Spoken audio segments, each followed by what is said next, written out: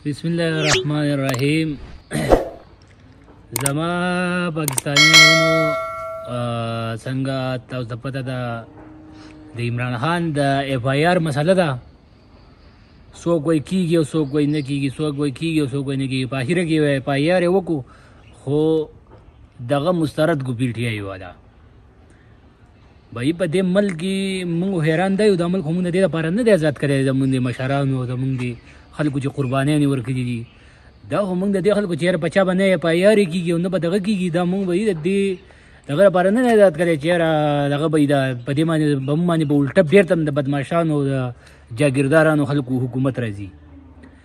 بهي عمران خان چې کوم اف آی آر غواړي او دا نه کېږي، ځکه چې په هغه باندې ډزې شوي، قاتلانه حمله پایې شوې ده، نو اف آی آر به هم دغه کېږي چې کوم نومونه یادي اق نمونه چې پکې نه دا مسترد کیږي.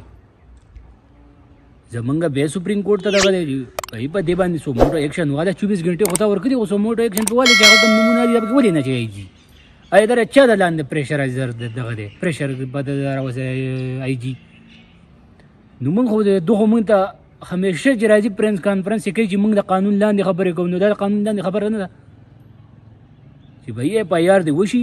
دا د ټول د ملک خبره د قانون لاندې د درې واره کسان به که استعفاګانې ورکوي او که نه ورکوي، خو اف آی آر کې به یې راولئ.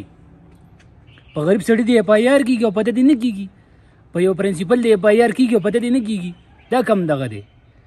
نو زمونږ دا دغه دی چې اف آی آر دې مکمل دا د قانون لاندې راوستل پکار دي. دا ټول دا د سرمایه داران او دا مونږ ته اوس پته ولګي چې دا پاکستان په څونه جنجال کې نښتی دی، او دا په 75 سالو کې دوی چې را چغې چغارې والي دا ټول د یو بل سره میلاو، نو دا عمران خان پکې لږ داسې په حقیقت کې راغی، نو ځکه دا مسله ورته لږه ورانه شوه.